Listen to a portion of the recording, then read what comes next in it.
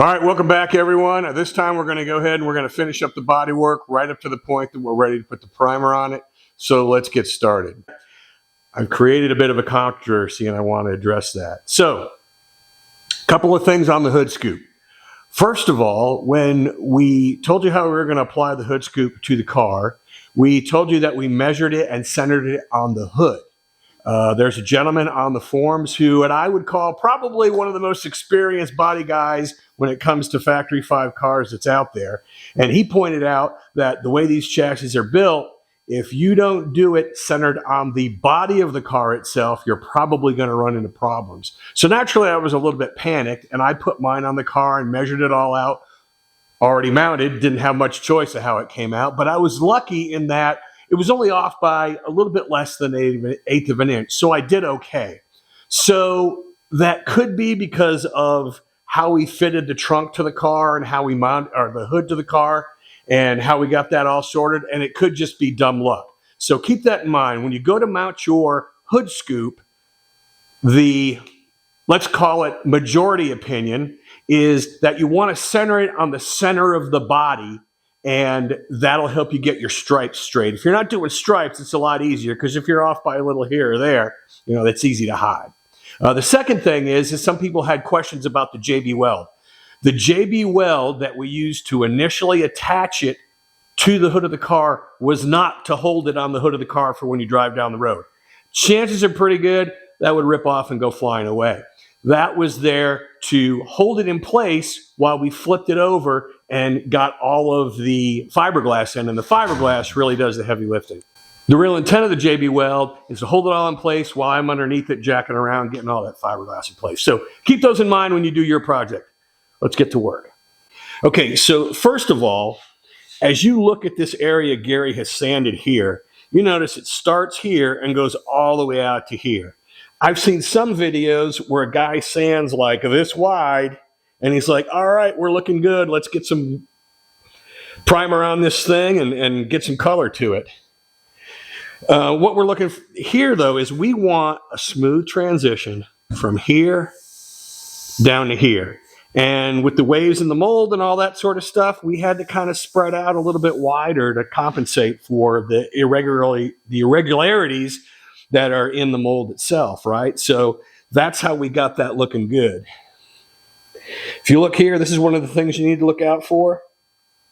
This is one of those pit holes that you'll see when you start sanding. They'll come up, have a little wax in it or whatever. Just make sure you clean that hole out. If necessary, open the hole up, because remember, you want, in this case, the everglass to get down in there and get a good bite.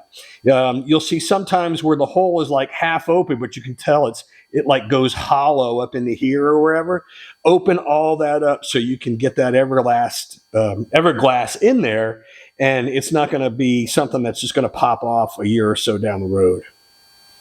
All right, if we come over to this side, the sides with the most sanding, or the pieces you see with the most sanding around them, and when I mean the most, I'm talking the width, okay? Those were the areas that were the roughest on the car in terms of waves and that sort of thing. Okay, as we move up the right side, we had good luck getting these done. We moved down to the pipes, which we really didn't talk about too much. And I wish I had videoed this, but I didn't, and I apologize. What we found is when we mounted this up, the pipe on this side was lower than the pipe on the other side.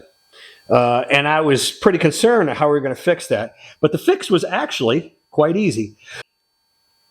What we did was we loosened up the motor mounts, we loosened up the transmission mounts, and we put a jack under the engine. We jacked it up a little bit, wiggled it around, set it back down, and it got to where the distance from the top of the pipe here to this opening here was within a ½ inch on each side, and I'm very happy with that. This is another area that required quite a lot of work. You can see this is where the window goes in here. You can see how we had to open that up. But this is it's kind of a low spot, and the gap was real crap. You can see how Gary's gone and already started to add material here to bring our gap back into where we want. Now, the problem we had here was the gap, the door was fine, but the body kind of came out. I'm exaggerating, but the body kind of came out like this, right? So we had to build the body back to the door to get this to kind of match up. And again, these are all still really rough, okay? We're working through it. All right, moving to the back here. If you remember, we had a small hole back here.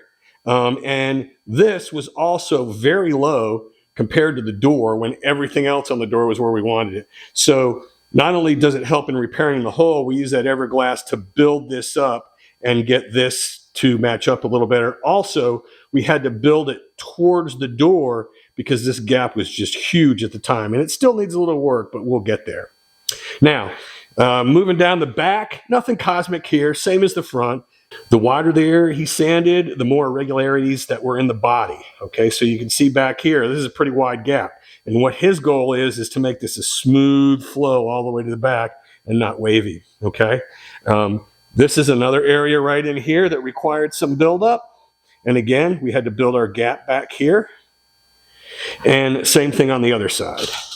Where the mold mark was right here, it was much higher here than it was here. So we had to really kind of work this in and get it towards even. And again, it's still rough. We're still working on it. Other thing we ran into.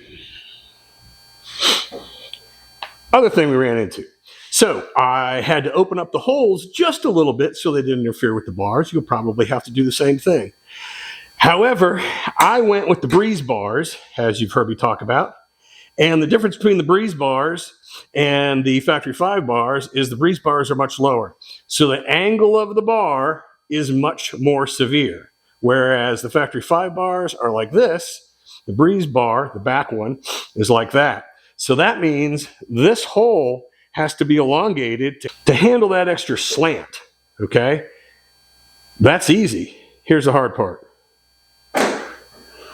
No fitty dot anymore. Doesn't fit. Okay, that's our trim ring. So what I did was I actually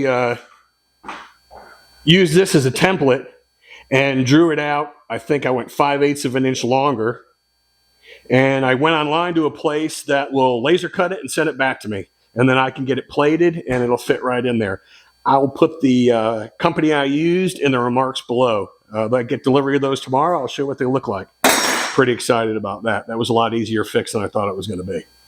Okay, and here you can see the original next to the one that I got back from Send Cut Send. Came out really nice. And to coat it, I actually just used a chrome powder coat. And as you can see, compared to the original, came out real nice. Very happy with that. So one of the things we've been doing, and this is Gary's idea, is if it were me, I'd have put that trunk lid in, or sorry, the hood in, and I'd have sat there and worked on that hood till it was perfect. And then I'd move to the door, and then I'd move to the trunk and do that to each item till it was done. That sounds good, but it probably wouldn't work very well in practice. What Gary is doing, and I'm very happy about, is we'll get the hood initially set in, get it kind of where we want it, have an idea of what we want to do next, then we'll come over and we'll do the same thing to the door. Then we'll do the same thing to the trunk and the same thing to the other door. And then once we're done with that, we'll come back, we'll work some more on the hood and get it a little bit closer, tighten it up a little more.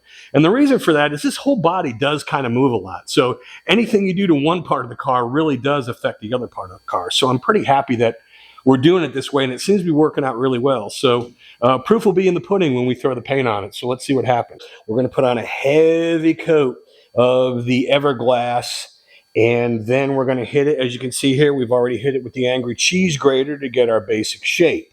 Once that's done, we let it harden completely, and then we're going to hit it with the 17-inch sander and get this shaped the way we want it. And again, we're just going for initial shape here. This is all just getting it in the ballpark, and as we go along, we'll continue to fine-tune everything to get it looking perfect. And here's a good look of the inside of the door once we have at it with that 17-inch plane sander and get everything roughed in, get the general shape nice and smooth, looking good. And we're starting our skim coat with some 3M Platinum Pro Plus. It's similar to the Rage Gold that everyone else uses, just a different manufacturer. Okay, and here's a look with the skim coat complete. We're going to let this set up, and then a first cut at it is going to be with either 80 or 100 grit, depending on how thick it is in the spot that we start with. Also went and touched up the hood a little bit as well. So the big gotchas on this are to make sure that you've sanded underneath it and broken the gel coat. Also make sure you clean it really well with some acetone or a similar product. All right, now that we let the skim coat set up, it's time to start sanding. We're going to start with the 17-inch linear sander to get the real heavy rough spots off first. And next we'll transfer to the orbital or DA sander. All right, now we're down to hand sanding or blocking the car. This is where we're going to spend the majority of our time, and we're going to go over every inch of the body until we get everything lined up and flowing just the way we want. Now that we've knocked the outside edges off of this coat here, we're going to block it, but you don't never want to block this way. You always at an angle, and you want to follow the contour of the car. Then you kind of go this way. You want to follow the contour of the car. Keep going up till you've got a real nice feathered edge. You can always take a white rag